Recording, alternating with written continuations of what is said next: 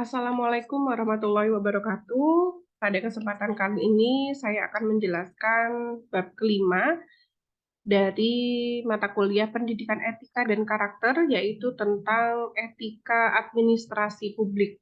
Ya. Nah, apa itu administrasi publik? Jadi, administrasi publik ialah salah satu dari ilmu sosial yang mengkaji sistem pengelolaan negara yang mengaitkan dengan kebijakan, organisasi, manajemen, dan pelayanan.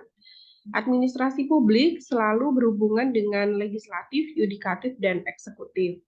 Apa saja contoh kegiatan administrasi publik, misalnya dalam pengurusan KTP, kartu keluarga, akte kelahiran, izin pernikahan, dan lain-lain.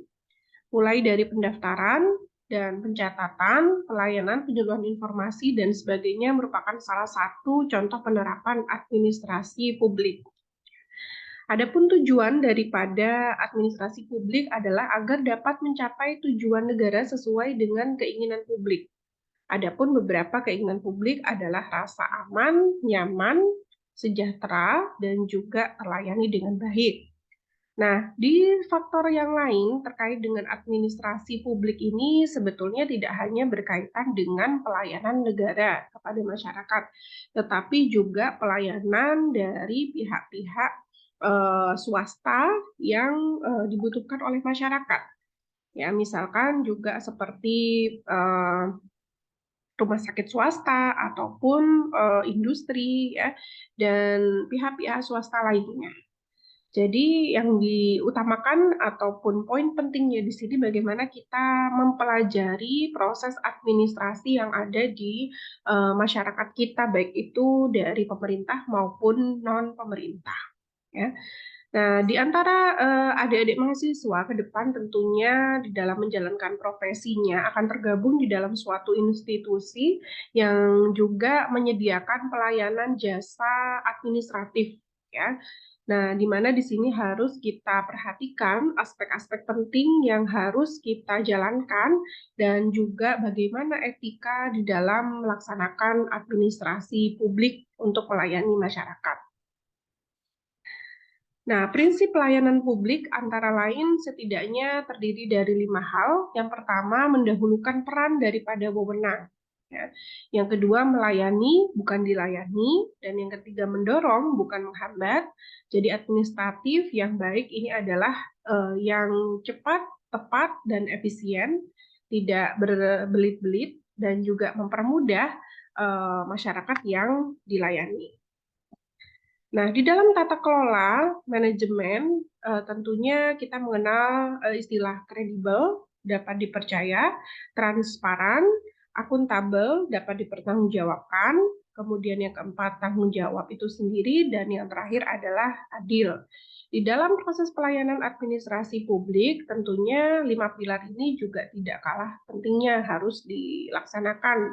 Bagaimana suatu administrasi publik itu dapat dipercaya, kemudian transparan informasinya, lalu akuntabel dapat dipertanggungjawabkan dengan baik dan benar, lalu juga para pemangku kepentingan maupun pihak-pihak yang bertanggung jawab di sini melaksanakan tanggung jawabnya dengan baik dan memperhatikan aspek-aspek keadilan di dalam pelayanan, tidak membeda-bedakan mana dulu yang dilayani berdasarkan ras ataupun suku, golongan, adat istiadat, dan seterusnya. Apa saja prinsip-prinsip etika dalam pelayanan publik? Di antaranya yang terpenting nomor satu tentu adalah jujur, dapat dipercaya atau kredibel, tidak berbohong, tidak menipu, tidak mencuri, curang, ataupun berbelit-belit. Nah, kemudian yang kedua dalam pelayanan publik juga harus memegang prinsip integritas.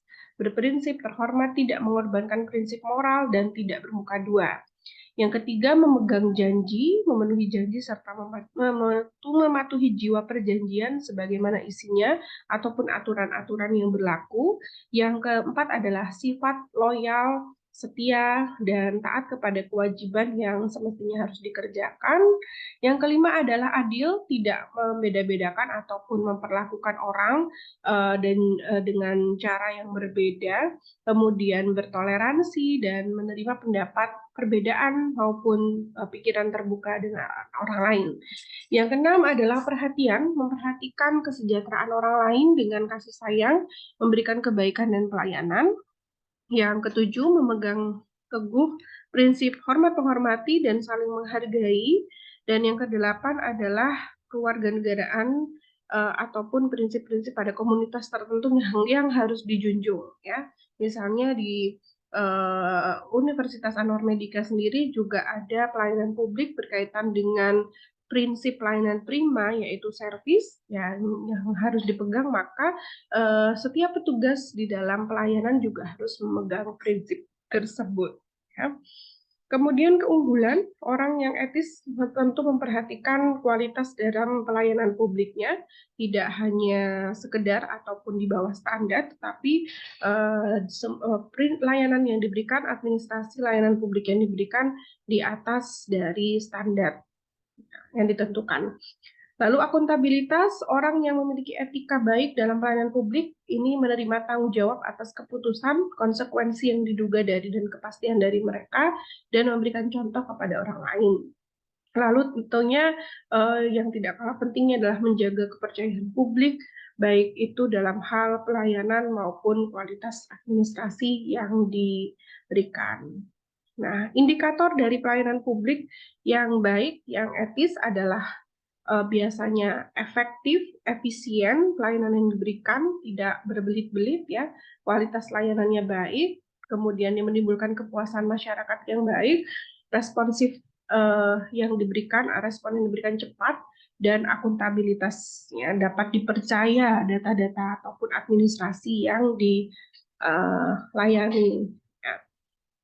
Nah, fokus kepada masyarakat juga menjadi poin penting di dalam pelayanan publik, bahwasanya layanan publik ini penting sekali untuk kebutuhan masyarakat sehingga harus cepat, efektif, efisien, tidak berbelit-belit, kemudian juga memiliki etika yang baik, sopan santun yang baik dalam pelayanan, kemudian tidak membeda-bedakan, ya.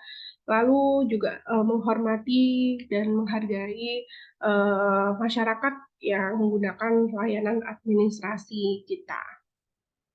Nah, demikianlah tadi kiranya terkait dengan materi etika di dalam administrasi publik yang harus kita pegang. Semoga menjadi referensi bagi kita ke depan untuk bisa menjunjung tinggi etika dalam setiap sikap maupun kegiatan kita. Utamanya dalam materi ini adalah ketika kita mendapatkan tanggung jawab dalam pelayanan administrasi publik. Demikian tadi yang bisa saya sampaikan, semoga dapat bermanfaat. Wassalamualaikum warahmatullahi wabarakatuh.